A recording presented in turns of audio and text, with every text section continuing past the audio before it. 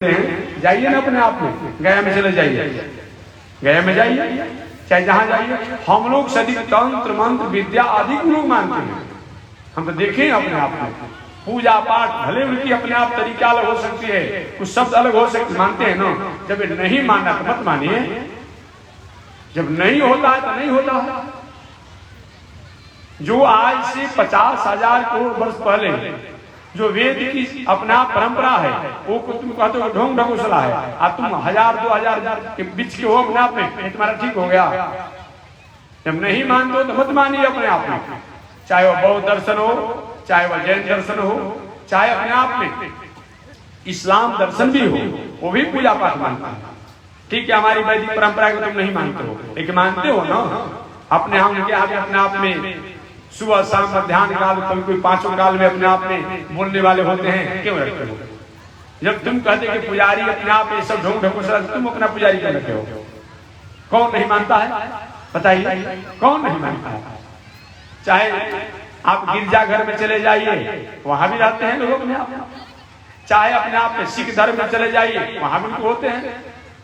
और तो दुनिया में जितना है 50 वर्ष वाला है तो बरसाती फतिंगा के समान अपने आप में अपने आप पनपते रहता है और अपना अपने में समाप्त होते रहता है। लेकिन जो कहता है कि अपने आप में ये सब का है कि कुछ होता नहीं है, आखिर तुम करते क्यों? अगर किसी प्रकार का नकल करने का मतलब ही होता है कि कोई न कोई ओरिजिनलिटी है, बात समझिए। नकल जाली नोट छापने का मतलब ही होता है कि कोई न कोई ओरिजिनल नोट है। उस ओरिजिनल नोट की नकल करने के लिए अनेक तरीका से अनेक लोगों द्वारा जाली नोट छाप करके ओरिजिनल में चलाने का प्रयास किया जाता है, क्योंकि चल भी जाता है, चल भी जाता है।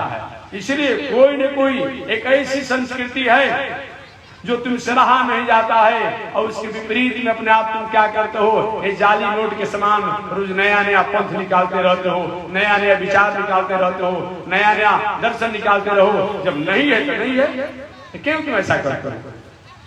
इसलिए मैं हर जगह में निवेदन करने जा रहा हूँ और करते रहता हूँ कि कम से कम अच्छा तो हो गया। बहुत से ऐसे लोग थे जो कहते थे कि मूर्ति की पूजा नहीं करेंगे। बहुत ऐसे लोग थे जो कहते थे कि मूर्ति की पूजा नहीं करेंगे, नहीं मानते हैं मूर्ति। इतना तो कम से कम हमारे भीम साहब ने करा ही दिया लोगों को कि जो लोग नास्तिक बने हुए थे, अपना मूर्ति बैठवा कर उसे पूजा तो करा दिया ना। अब तो तुम मूर्ति मानते हो ना, अब कहाँ भाग जाइएगा? बता दीजिए कहाँ जाएंगे? अरे भीम जी का अपने अभी जयंती चल रहा है, मैं कल था तो देखा कि बगल गांव में अपने आप में शायद 10-15 दिन से लोग मना रहे हैं। अच्छी बात है, अच्छी बात है अपने आप में। कम से कम स्वरूप को जानो भाई, स्वरूप को जानो। तो तुमने भीम जी का अपने आप मूर्ति जब स्थापना कर दिया, अब अपना आस्तिक कैसे कहलाओगे? बताइए कैसे अपना आस्तिक हो सकते? आपने भीम जी की मूर्ति को अपना स्थापना किया, मूर्ति नहीं, फोटो रखते हैं ना, जयंती मनाते हैं ना, पुण्यतिथि मनाते हैं ना। तो आप भीम जी का मूर्ति रख करके या फोटो रख कर जयंती मनाते हैं, पुण्यतिथि करते हैं। हम भी रामकृष्ण मनाते हैं, तो कहाँ विरोध रह गया भाई? अब विरोध किस बात का? और विरोध मत कीजिए। एक जमाना था, एक समय था जो कि शायद नहीं जानने के कारण ऐसा हो जाता था, अज्ञानता बस। लेकिन अब ऐसा मत कहिए कि मूर्ति जो है ढोंग है, ढकोसला है, फलान है, चिर नहीं। अब मत कहिए, अब कहना अच्छा नहीं लगता है, ये जानिए। इसलिए मैं निवेदन करना चाहता हूँ, बहुत अच्छा लगा अपने आप में, कम से कम पूरा देश अपने आप में भाई मूर्ति का एक अनुयायी तो हो गया। जो लोग शायद अपने स्वरूप अपने संस्कृति को जानकर कहीं किसी के बहकाव में आकर कहीं भटके हुए थे, वे लोग अपने मुख्य मार्गों पर आ गए, मूल मार्गों पर आ गए। अच्छी बात, अच्छी बात है अपने आप में।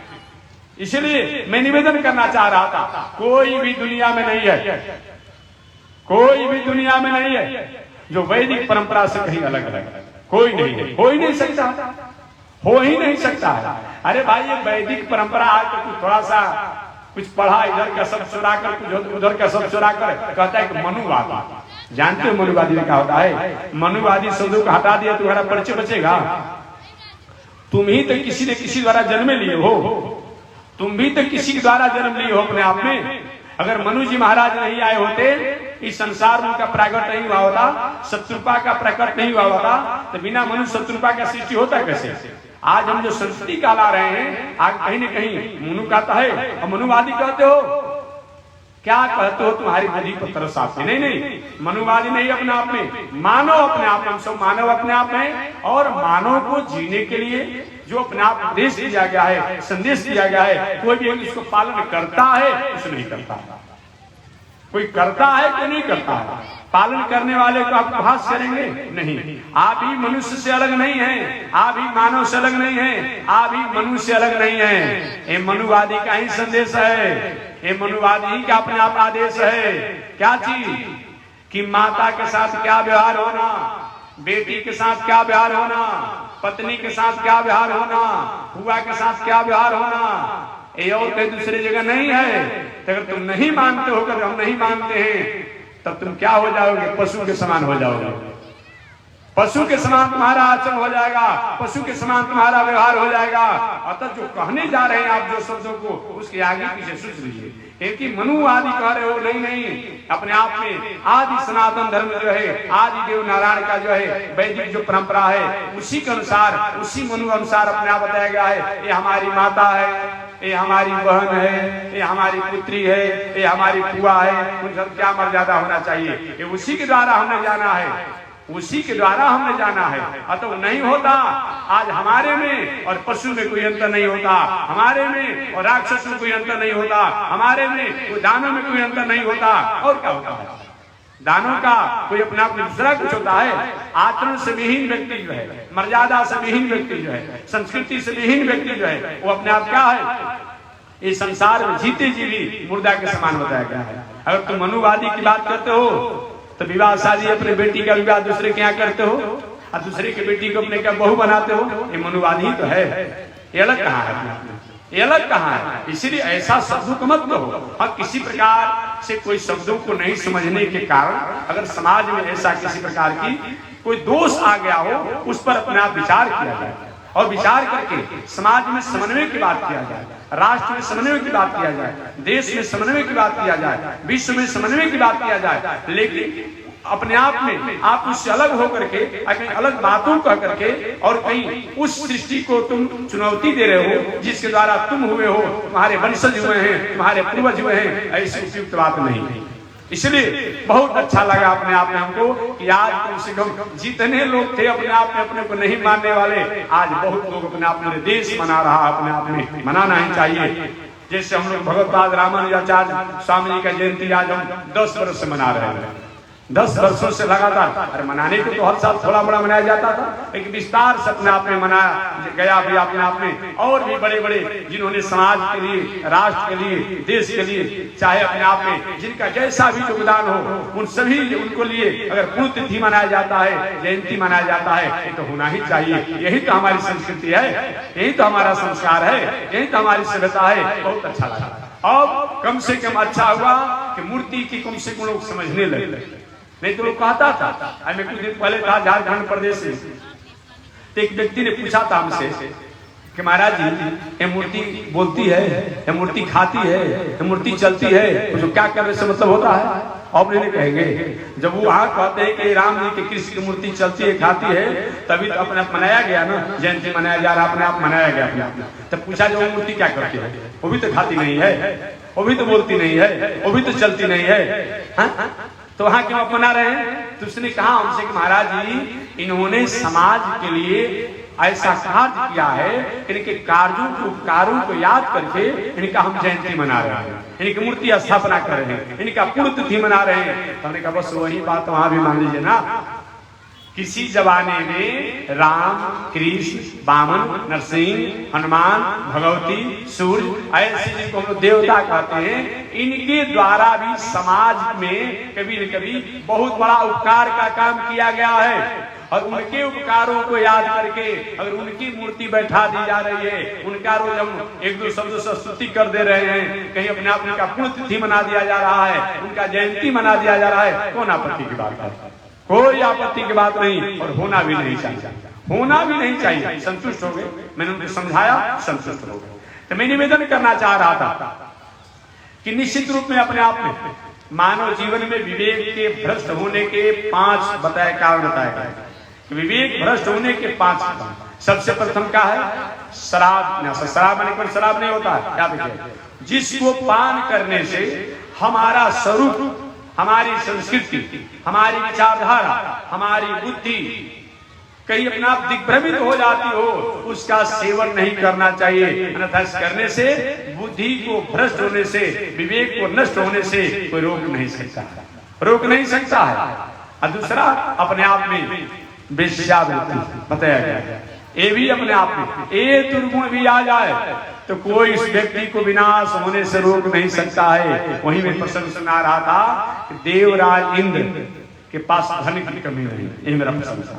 देवराज इंद्र के पास धन की कमी नहीं थी, देवराज इंद्र के पास बल की कमी नहीं थी, देवराज इंद्र के पास पद की कमी नहीं थी, देवराज इंद्र के पास ऐश्वर्य वैभव की कमी नहीं थी। लेकिन देवराज इंद्र ने क्या किया, एक दिन अपने धन के, अपने बल के, अपने पद के, अपने ऐश्वर्य के मद में हो करके और एक बार पूरे स्वर्ग की अप्सराओं को बुलाया, अप्सराओं को बुलाया और बुला करके अपने आप में उनकी नाट्य कला का दर्शन किया, देखा।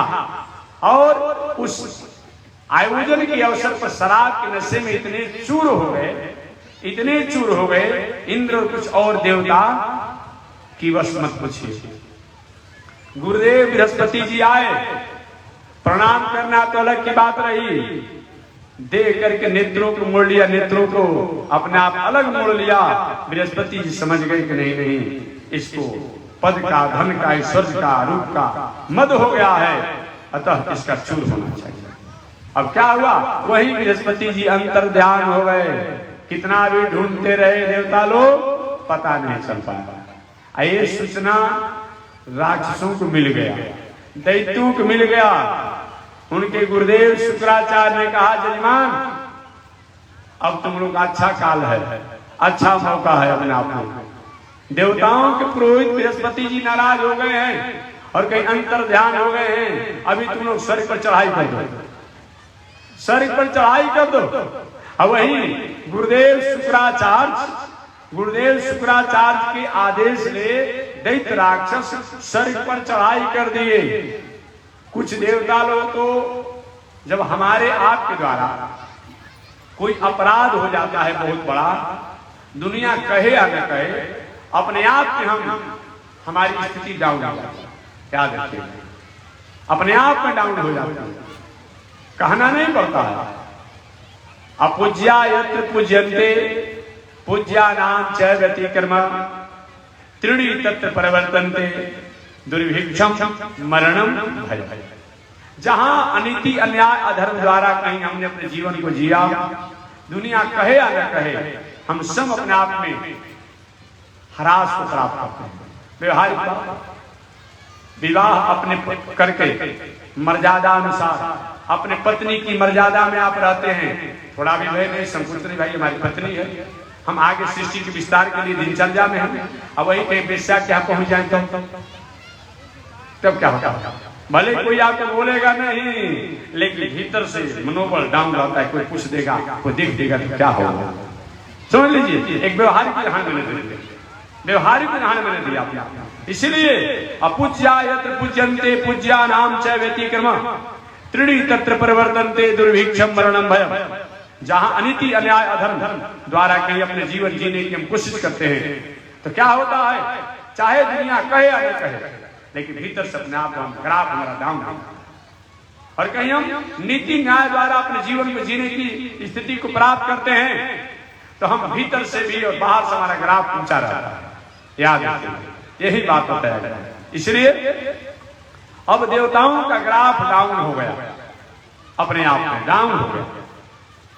देवता स्वर्ग छोड़ करके पलायन होने लगे, भागने लगे, और स्वर्ग पर राक्षसों का साम्राज्य हो गया। राक्षस, कुछ देवता लोग, कुछ राक्षस ने बंदी बनाकर, चलो झाड़ू दो, ड्यूटी रहेगा तुम्हारा, चलो भोजन बनाओ, चलो पानी भरो, चलो कुछ पिलाओ।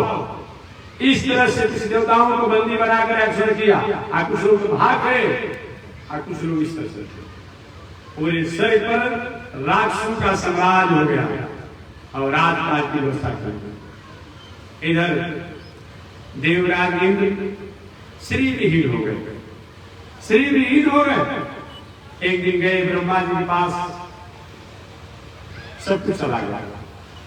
ब्रह्मा ने कहा, इंद्र बार बार तुम उपद्रव करते हो, अनिति करते हो, अन्याय करते हो, जब चला जाता है तो हाथ जोड़कर रोते रहते हो। विचार तो तुम्हें करना चाहिए, गलती हो गया, एक गलती तो हम क्या करें, हमारे पास की बात नहीं है, चलो भगवान के यहाँ वही कुछ निर्णय हो पाएगा अपने आप।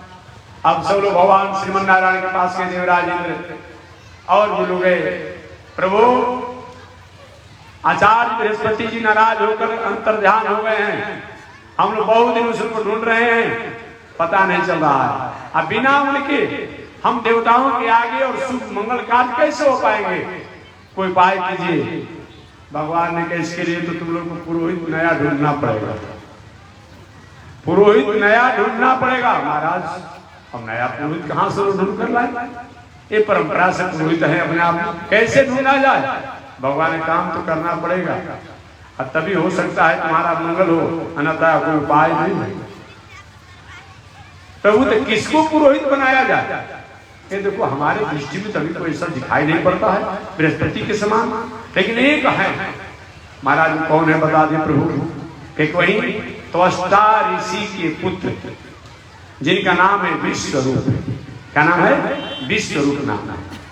ये विश्वरूप त्वष्टा ऋषि के पुत्र हैं, पुरोहिती कर्म की विद्या में पारंगत है, लेकिन ये पुरोहिती कराते थे, पुरोहिती कराते नहीं है, विद्या में पारंगत है लेकिन पुरोहिती कराते नहीं है। अगर कहीं जाओ त्वष्टा ऋषि तुम प्रार्थना करो, अगर मान जाएंगे तो उनके पुत्र विश्वरूप को आप पुरोहित बना लीजिएगा।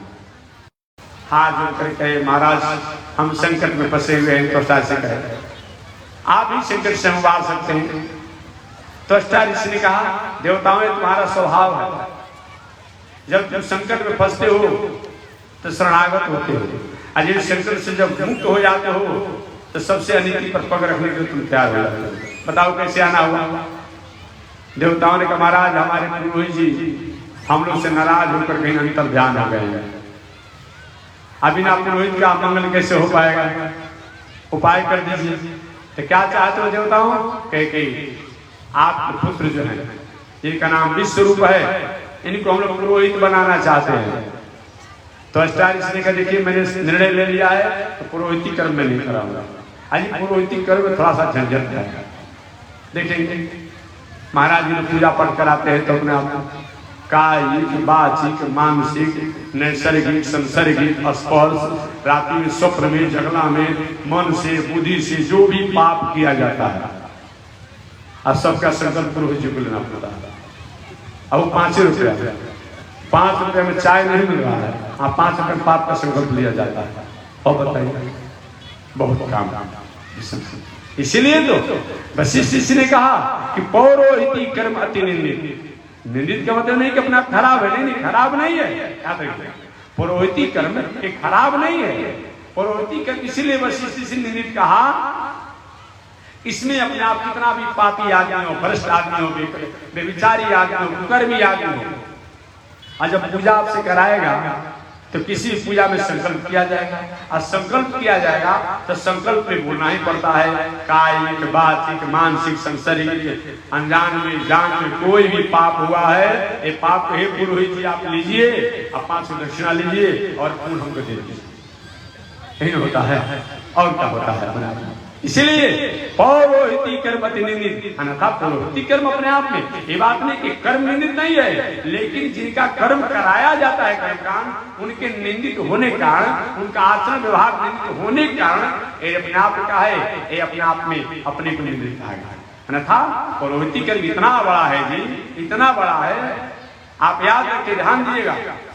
कोई बहुत बड़ा आदमी हो, किसी का विवाह हुआ हो, विवाह होने के बाद अपने पत्नी की उसने कलाई भी नहीं पकड़ा हुआ, और तत्काल अपने आप विवाह करके आया, कलाई भी नहीं पकड़ा हुआ, घटा के नहीं पकड़ा पत्नी का, अपने आप में विवाह करके आया अपने आप में। लेकिन उस पत्नी को पुरोहित जी क्या करते हैं, यही विवाह करके आएगा तो सबसे पहले हाथ में रक्षा बांधेंगे। तो हाथ में रक्षा बांधेंगे तो अपने आप में कलाई स्पर्श होता है कि नहीं होता है। कितना बड़ा भरोसा जी उन पुरोहित को दिया गया है कि विचार करते हैं कितना बड़ा विश्वास पुरोहित पर दिया गया है, गुरु पर दिया गया है। विश्वास करते हैं अपने आप में, इसीलिए इतना बड़ा विश्वास, जिसका कोई मुख नहीं देखा है, उसके पति भी मुख नहीं देखा अपने पत्नी को, उसका पति भी अपने पत्नी का मुख नहीं देखा। अभी तो काल आई है, 1 घंटा 2 घंटा हुआ, लेकिन ये भी अपने आप में जब हल्दी और अपने आप में दही से जब तिलक करना होगा, थोड़ा सा बस उठा लिए, यहाँ तिलक कर दिया। और बताइए आचमन करा गया उस समय, कितना बड़ा मर्यादा है। इसलिए पौरोहित्य कर्म में सबसे श्रेष्ठ बताया गया है। वशिष्ठ ने इसलिए कहा था, और भी जहां कहा गया, इसमें जो कराने वाला है अपने आप में, जिसका कराया जाता है पौरोहित्य कर्म, वो पात्रता नहीं होने पर भी, योग्यता नहीं होने पर भी उसका कराना पड़ता है, उसका प्रायश्चित को, पाप को संकल्प लेना ही पड़ता है। इसलिए वशिष्ठ ने कहा कि पौरोहित्य कर्म, अन्यथा ये पौरोहित्य कर्म जो है बहुत श्रेष्ठ है। पौरोहित्य कर्म कर्मकांड जो उत्तम है, श्रेष्ठ है। इसी के द्वारा तो 33 कोटि देवताओं का वाहन किया जाता है, पूजन किया जाता है, वंदन किया जाता है, बुलाया जाता है। समझ लीजिए, इसी के द्वारा तो सबको अपने आप में बताया गया है, सबका परिचय दिया जाता है। वायु प्रत्यक्ष देवता, अग्नि प्रत्यक्ष देवता, सूर्य प्रत्यक्ष देवता। एक कैसे होता है? अगर पौरोहित्य कर्म को शब्दों को नहीं जाना जाएगा तो विज्ञान कहाँ रहेगा? विज्ञान सुषुप्तावस्था में हो जाएगी।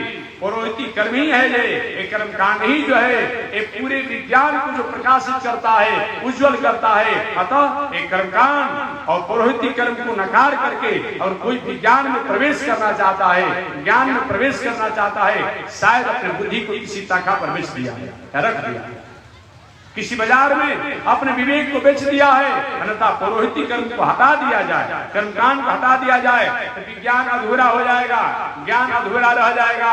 क्योंकि कर्मकांड द्वारा ही सारे ज्ञानों को प्राप्त किया जाता है, जाना जाता है कि कौन देवता है, कौन क्या है, किसके द्वारा क्या होता है, ये सब कर्मकांड में ही बताया जाता है। इसलिए तो मैं निवेदन करना चाह रहा था कि त्वष्टा ऋषि के देखिए भाई, मैं पौरोहित्य कर्म नहीं करना चाहता हूँ। देवताओं ने बहुत आग्रह किया, तो त्वष्टा ऋषि के सुन लीजिए। पहले मेरा पुत्र जो है, जिसका नाम विश्वरूप जो है, इसका ननिहाल जो है, इसका मामा गांव जो है, इसकी माता जो है वो राक्षस खानदान की है। क्या चीज? राक्षस घर की रहने वाली है, राक्षस की बेटी है, राक्षस की बहन है, राक्षस की पुत्री है। इसको माता, इसके मामा और ननिहाल के पक्ष में भी थोड़ा सा स्नेह है, तो पूजा पाठ तो कराएंगे। 3 उनका सिर भी था, तो पूजा पाठ तो कराएंगे, लेकिन कभी कभी अपने ननिहाल पक्ष के लिए भी कुछ पूजा पाठ कराएंगे देवताओं, तो आपको इस पर अप्रसन्न नहीं होना पड़ेगा, नाराज नहीं होना पड़ेगा। देवताओं ने सोचा इस बात को सोचेंगे, अभी अपना तो काम निकालना है। ठीक है महाराज, अभी तो पुरोहित बनाने के लिए आज्ञा दीजिए अपने पुत्रों को। वही त्वष्टा ऋषि ने आज्ञा दे दिया, विश्वरूप को अपने आप में देवताओं ने पुरोहित बना लिया। पुरोहित बना करके अनेक जग पूजा पाठ उन विश्वरूप द्वारा शुरू कर दिया। विश्वरूप करते क्या थे? जानते थे कि मेरे ननिहाल पर उसके विरोधी देवता लोग हैं, लेकिन देवताओं ने पुरोहित बनाया था, तो देवता की पूजा करते और उसमें कहते कि देवताओं का मंगल होना चाहिए, देवताओं का ऐश्वर्य बढ़ना चाहिए, देवताओं की कीर्ति बढ़नी चाहिए। लेकिन हमारे ननिहाल पक्ष के जो अपने आप जो हैं, हमारे माता के पक्ष के जो अपने आप हैं, उनका भी कहीं हरास नहीं होना चाहिए। का होता उनके ये बात इंद्र को अच्छा नहीं लगा। कहे पुरोहित जी, हम दक्षिणा देते हैं, हम भोजन देते हैं, हम बुलाए हैं, अरे आप राक्षसों के मंगल की कामना करके, बात ठीक नहीं है, ये बात ठीक नहीं है, ऐसा नहीं होना चाहिए। लेकिन उनका भी स्वभाव विश्वरूप का। अब एक दिन पूजा हो ही रहा था, होते होते अब विश्वरूप ने क्या किया, अपने ननिहाल पक्ष का भी अपने आप एक आहुति दे करके और ये पूजा किया। अब इंद्र का चाहे हम कुछ हो या ना हो, लेकिन अभी तक गर्दन काटता हूँ। अब वही विश्वरूप का क्या किया, इंद्र ने गर्दन काट दिया गया। देखिए स्वार्थी व्यक्ति जो होता है वो कभी किसी का होता नहीं, याद रखें। और उसका स्वार्थ अगर सिद्ध नहीं हुआ तो उसे न गुरु होते हैं, न पुरोहित होते हैं, न माता होते हैं, न पिता होते हैं, न भाई होते हैं, कोई नहीं होता है। अब क्या किया, त्वष्टा के पुत्र को इतना आग्रह करके पुरोहित बनाया और थोड़ा सा अपना स्वार्थ सिद्ध नहीं हुआ, गर्दन काटना। उसको सोचना चाहता था कि चलो राक्षसों का अगर कहीं विकास हो ही जाएगा, क्या नहीं भाई, ये भी तो मेरा सतेरा भाई है। अरे भाई, कश्यप ऋषि की अनेक पत्नियों में एक पत्नी का नाम है दीति, उन दीति से दैत्य है। कश्यप ऋषि की एक पत्नी का नाम है अदिति, अदिति से आदित्य देवता है। तो पिता तो एक ही है, माता का अंतर है। तो देवताओं को समझना चाहिए कि चलो ये राक्षस भी दैत्य भी तो ये मेरे सौतेला भाई ही हैं, इनका भी अगर कहीं मंगल हो जाता है क्या दिक्कत। लेकिन इंद्र से बर्दाश्त नहीं हुआ, इंद्र ने क्या किया, उन्हें विश्वरूप के गर्दन काट दिया। अब जब गर्दन काट दिया, शास्त्र में बताया गया है, कोई पूजा कर रहा हो, पाठ कर रहा हो, जग कर रहा हो, दान कर रहा हो, तीर्थपत कर रहा हो, चाहे कोई भी हो, उस अवस्था में उसकी हत्या कर दी जाती है तो ब्रह्म हत्या का दोष लगता है। याद रखिए, ब्रह्म हत्या का दोष लगता है। और ब्रह्म हत्या का दोष लगता है तो व्यक्ति स्त्री विहीन हो जाता है। यही हुआ अपने आप, वही हुआ अपने आप। तो अपने आप उस विश्वरूप ने क्या किया, विश्वरूप ने अपने आप में जब उनकी हत्या जब हो गई तो ब्रह्म हत्या के रूप में अपने आप को उस इंद्र को हरास करने के लिए, समाप्त करने के लिए, गरजने के लिए अपने आप में दौड़ने लगे। बहुत बड़ा भयंकर अपना पिशाचिनी के रूप में वो हत्या जो है दौड़ी, उनको अपने आप में काला स्वरूप था, बाल बिखरे हुए थे अपने आप में, बड़ा बड़ा आंख था अपने आप में, और शरीर पूरा खून से लथपथ था। ऐसे स्वरूप में अपने आप में इंद्र को गरजने के लिए, पकड़ने के दौड़ी। अब इंद्र भागने लगे, हर जगह गए इंद्र अपने आप में, कहीं भी इनको मुक्ति नहीं मिली उस ब्रह्म हत्या के दोष से। आज ब्रह्म हत्या के दोष में क्या होता है, जैसे कोई व्यक्ति आज किसी मर्डर केस में फंस जाता है, व्यक्ति तो ही रहता है लेकिन लोग रोज भागले फिरता रहता है, यही तो है, यही सब रहता है। वही इंद्र के साथ इंद्र पर अपना ब्रह्म हत्या का दोष आ गया तो अपने आप में मालूम पड़ता है कि अपने आप उदास व निश्चेष्ट हो गए, निस्तेज हो गए, घूमने लगे दुनिया में। कैसे ब्रह्म हत्या का दोष दूर हो, अलग अलग तीर्थों में गए, कहीं ब्रह्म हत्या, वहां भी कोई पिशाचिनी उनका पीछा नहीं करते, जाते जाते आते आते अपने आप में बहुत जगह घूमे, कुछ नहीं हुआ। अंत में ही बक्सर में आया। बक्सर में जब आए तो आकाशवाणी हुआ कि आपका ब्रह्म हत्या का दोष मार्जन तो होगा, आप यहाँ तप करें। वही बहुत दिनों तक यहाँ पर तपस्या किए बक्सर में, यही तपस्या किए बक्सर में। और तपस्या जब किए तो तपस्या करने के बाद अपने आप में इनका ब्रह्म हत्या के दोष, जैसे कोई व्यक्ति अपराध में फंसा हो कहीं किसी तरिया हो जाते हैं ना, वही व्यक्ति समाज पर घूमने लगता है। अब क्या हुआ, ब्रह्म हत्या के दोष अपने आप में बक्सर में जब तपस्या किए, पूजा किए, जब साधना किए, इंद्र का ब्रह्म हत्या के दोष अपने आप उससे मुक्त हुए।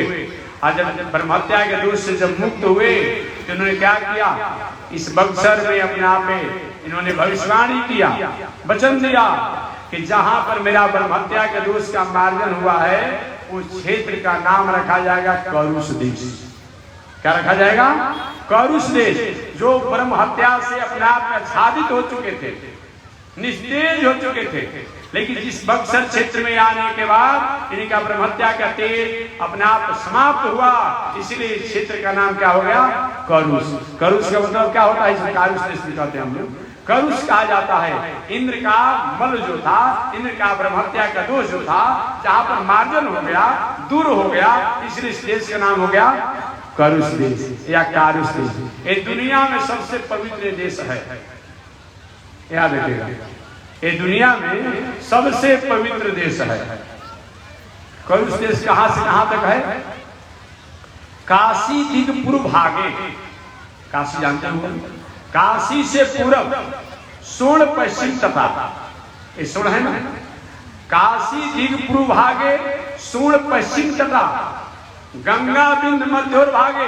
ये गंगा की तराई माने गंगा के जो अपने आप में दक्षिण किनारे, गंगा के जो दक्षिण अपने आप है तट, तो गंगा का दक्षिण तट, सोन का पश्चिम तट और काशी का पूर्वी तट, और विंध्य पहाड़ी का अपने आप उत्तरी जो अपने आप में है तलहटी, इसके बीच के क्षेत्र को कारुष देश उच्चते, कारुष देश कहा जाता है।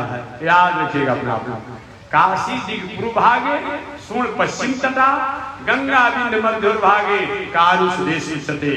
ये सबसे पवित्र दुनिया में देश है। यहाँ पर हर पग पग पर अगर नियम धर्म से रहते हुए चला जाए तो तीर्थ जैसा ही वास करने का फल होता है, पूजा पाठ करने का फल होता है। इतना एक पवित्र क्षेत्र है। यही इंद्र का ब्रह्म हत्या का दोष मारना, यही पर दोष मार्जन हुआ अपने आप में।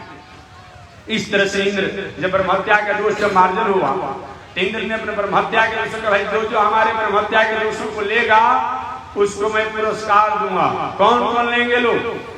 जैसे कि कोई व्यक्ति किसी अपराध में फंस जाता है तो बेलर बनाया जाता है ना, होता है जो भाई बेलर बनेगा उसमें कुछ पुरस्कार देगा।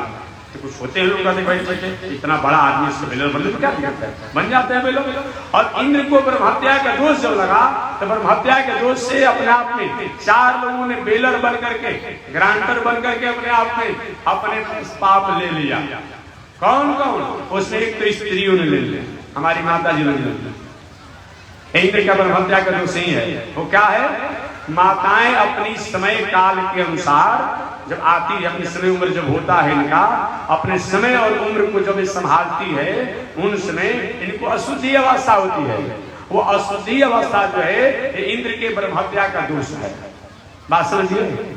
इसीलिए उस समय पर, उस अवस्था में माताएं अशुद्ध हो जाती है, क्योंकि ब्रह्म हत्या का दोष है। जिससे जिससे स्पर्श होगा, जिनको जिनको देखेगी उन पर भी पाप चढ़ जाएगा, कलंक लग जाएगा। आज तो दुर्भाग्य की बात है, उस अशुद्धि अवस्था में भोजन बना के खिला रहे परिवार के लोगों। ऐसा मत कीजिए। ऐसा होता होगा बहुत बड़ा अनर्थ होगा, बहुत बड़ा पाप हो रहा है, अधर्म हो रहा है। इसको रोकिए अपने आप। उस 4 दिनों के अवस्थाओं में चुपचाप अपना किसी कुठरी में रहो अपने आप में, और नहीं रहोगी तो बाद में इसका परिणाम होगा। घर में स्त्री विहीनता आ जाएगी, संस्कृति विहीनता आ जाएगी, संस्कार विहीनता आ जाएगी, ऐश्वर्य विहीनता आ जाएगी। इसीलिए बताया गया है उन 3-4 दिनों तक अपने आप में संयमित रहना चाहिए।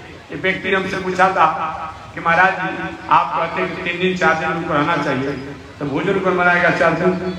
हम भी हाथ से निवेदन किए कि 25 दिन वो भोजन बनाए, आप 5 दिन आप बना खिला दीजिए। क्या दिक्कत? कोई दिक्कत है? अरे धांगली है उसको बनाकर आगे खिला दीजिए। लेकिन ये माताएं भी क्या करती है, दया में आकर के परिवार एक है, बेटा है, कैसे क्या किया जाएगा, अपने से बना के खिलाते। नहीं, ऐसा मत करो। पड़ोसी से बना खिलवा दो, पति बना के खिलाएं, बेटा खिला दे, बेटी छोटी अपना बना खिला दे। उस अवस्था में भोजन बना करके या कोई भी कार्य नहीं करना चाहिए, अन्यथा ये बहुत बड़ा दोष बताता है। और एक बात और मैं आज बताता, जो माताएं विवाह शादी हो गया, क्या चीज विवाह शादी हो गया और अशुद्धि अवस्था में विवाह शादी हो गया हो, आगे समय पा करके संतान की मर्यादा का अधिकार प्राप्त करने का होना चाहिए। आप उसको अशुद्धि अवस्था में धारण किया, आप बाद में चलकर पति से संतान की विस्तार के लिए अगर धर्म को स्वीकार किया तो समय से उस धर्म द्वारा, उस संबंध द्वारा जो उस अशुद्धि अवस्था में सोना चाहिए आभूषण पहन कर रहा, तो बाद में लड़का जो जन्म लेगा, जन्म से लेकर मरते दम तक उन्माद को भवती, वो पागल होगा। कितना भी जीवन में आशीर्वाद दे देगा, बहुत बड़ा बड़ा डॉक्टर कर दे, लेकिन रह कर हमेशा पगला जाएगा, पगला जाएगा। कोई उपाय नहीं है। पहले से बोले उन्माद को भवती, जो माताएं उस अशुद्धि अवस्था में अपने आप में अनेक प्रकार की अवटन या इतर अनेक प्रकार के जो उनका श्रृंगार का बहुत होता है, हम बहुत जानते भी नहीं, पढ़े हैं कुछ गलत बोल देते हैं, व्यवहारिक बात हम जानते नहीं। तो अवटन हो, अनेक प्रकार की इत्र हो, सेंट हो, पाउडर हो, इत्यादि जो कुछ अपने आप करती है, उस अवस्था में अगर यदि आज के नया जमाना में सब करती होगी, क्योंकि शास्त्र जब कहता है तो कहीं न कहीं करती हो कुछ ऐसी स्त्रियां, तो उसका लड़का अगर समय पा करके जब होगा उस संबंध से वो दुष्चरमा भवती, चरम रोगी होगा, कुष्ठ रोगी होगा, शरत रोगी होगा। ऐसे कभी भी कितना दवाई कर ठीक होगा नहीं। इसलिए बताया गया है कि माताओं को इस पर विचार करना चाहिए। वैवाहिक धर्म जो है ये संस्कृति है, भोग मान के मत करो। एंजॉय बतवानो, ये संस्कृति है, संस्कार है, ये बताएगा। चलिए मैं प्रसंग में चलता हूं। तो वही अपने आप में इंद्र ने अपनी परमहत्या के दोषों को 4 भागों में बांटा। उन 4 भागों में से एक प्रथम भाग को ये हमारी माताएं ने स्वीकार किया अपने अशुद्धि अवस्था के रूप में, जिसको आप एमसी कहते हैं। अशुद्धि अवस्था के रूप में अपने आप ने स्वीकार किया। इनका अशुद्धि अवस्था जो है ये ब्रह्महत्या का दोष है। इसलिए उस समय कितना भी विषम परिस्थिति हो, कभी भी पति को परिवार का भोजन बना के मत खिलाओ, घूमो मत उस समय, कहीं जाओ मत, अपने आप में एक जगह अपने आप रहो और मन में भगवान का चिंतन ध्यान करते रहो, बस यही चाहिए। अन्यथा भाई निर्णय आपके पास हमें कथा सुनाने आया, क्या करना है क्या नहीं करना आप समझिए अपने आप में, लेकिन नहीं करना चाहिए। ये बताया स्त्रियों ने कहा देवराज जी से कि हे देवराज जी, हम तो आपके ब्रह्महत्या के दोषों को लेकर आज भोग रहे हैं, 3 दिन हमको अलग रहना पड़ता है, लेकिन इसके बदला में हमें क्या देंगे आप? तो देवराज ने कहा चलिए स्त्रियों की जो हमारी ब्रह्महत्या के 1/4 भाग को लिया है, इनको मेरा आशीर्वाद है कि मरते दम तक परिवार के प्रति इनका बहुत बड़ा स्नेह रहेगा, बहुत बड़ा स्नेह रहेगा। मरते दम तक जल्दी भी अपने आप स्नेह इनके जाता नहीं है। प्रेम भावना स्नेह में नाती हो जाए पर नाती हो जाए, मरते दम तक मरते रहेगी, लेकिन स्नेह जल्दी जाएगा नहीं। इंद्र ने आशीर्वाद दिया। आगे अब दूसरा जो अपने आप ब्रह्महत्या के दोष को वृक्षों ने ले लिया, वृक्षों ने ले लिया। और वृक्षों ने जो लिया वो क्या है? ये जो दूध वाले वृक्ष जो होते हैं, बूंद वाले वृक्ष जो होते हैं, ये ब्रह्महत्या का दोष ही है।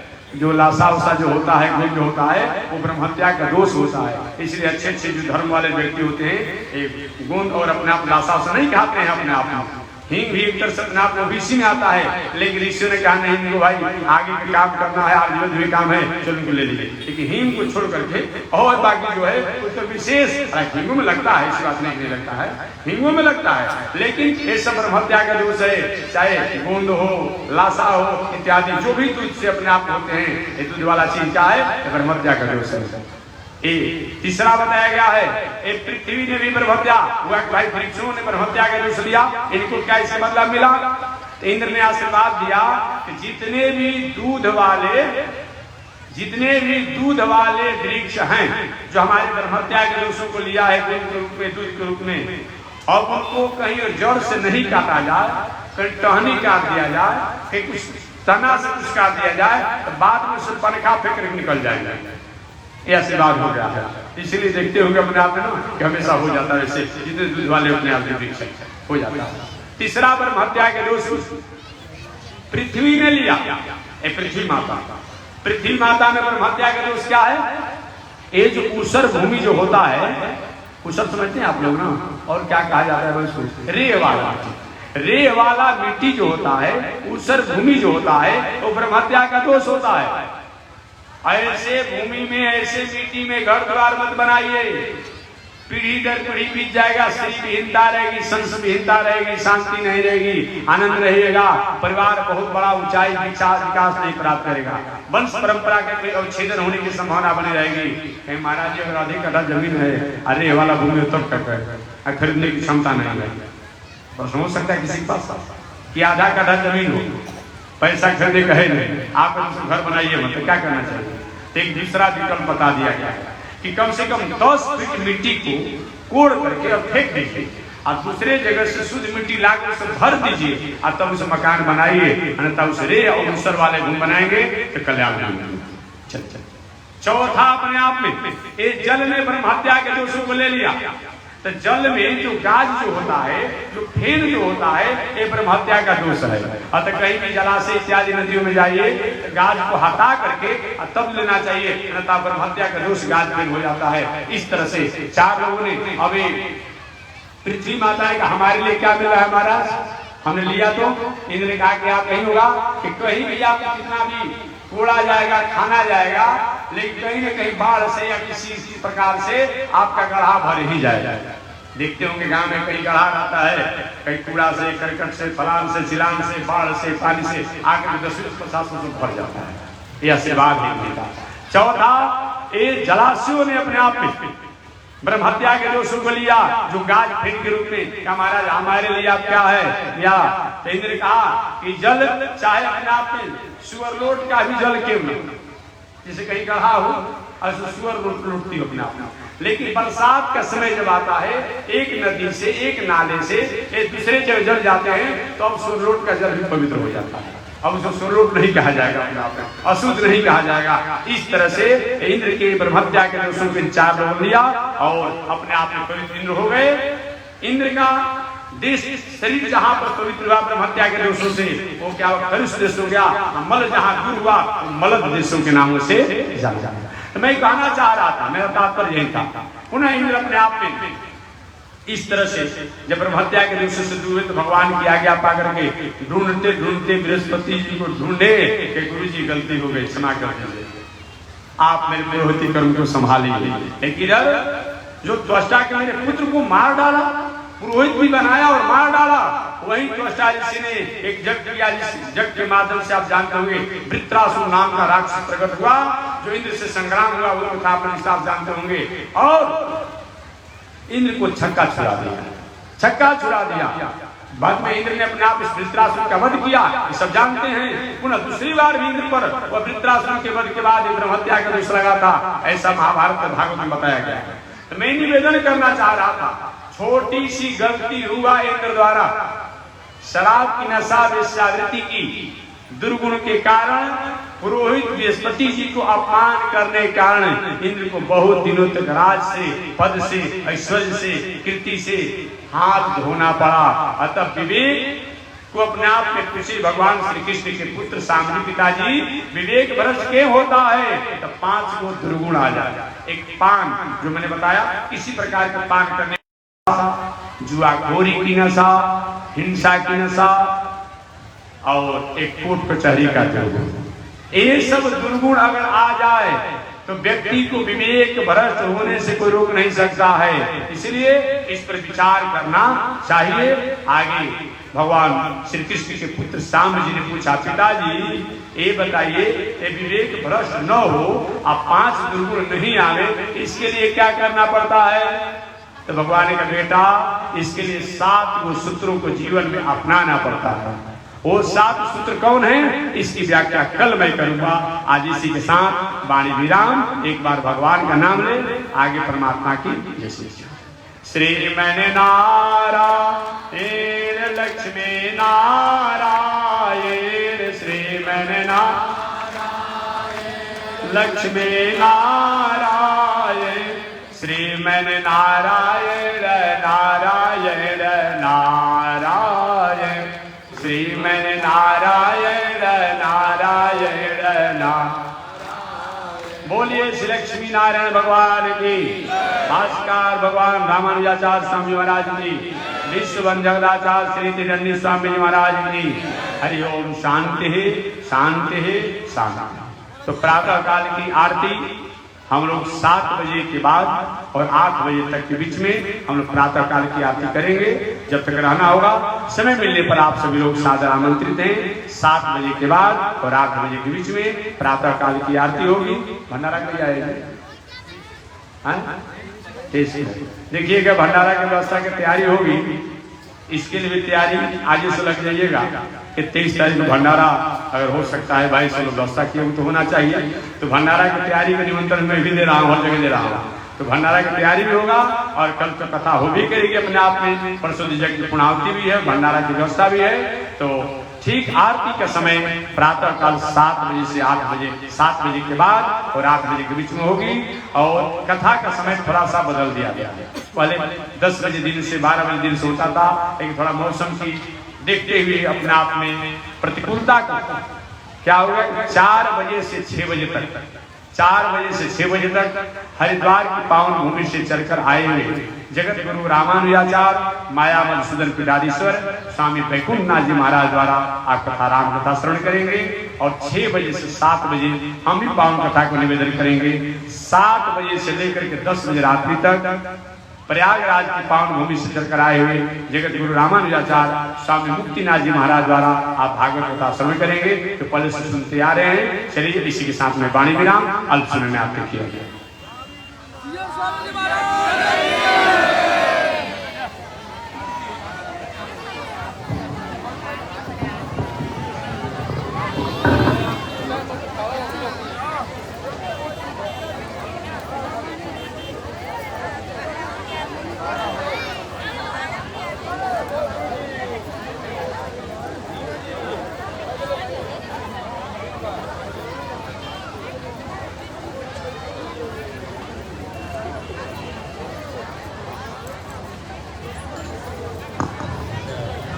ओम चंद्रमा मनसो जात चक्षो सूर्यो अजायत श्रोत्राद् वायुष प्राण सम्मुखात् निरजायत श्रीश्रुते लक्ष्मी सपत्न्या बहुरात्रि पार्श्वे नक्षत्राणि रूपमस्मिनौ व्यातम् ईशति घाण मुमयि घाण सर्वलोकं मयि घाण लक्ष्मी नारायण भगवान की हरि ओम। शांति शांति शांति।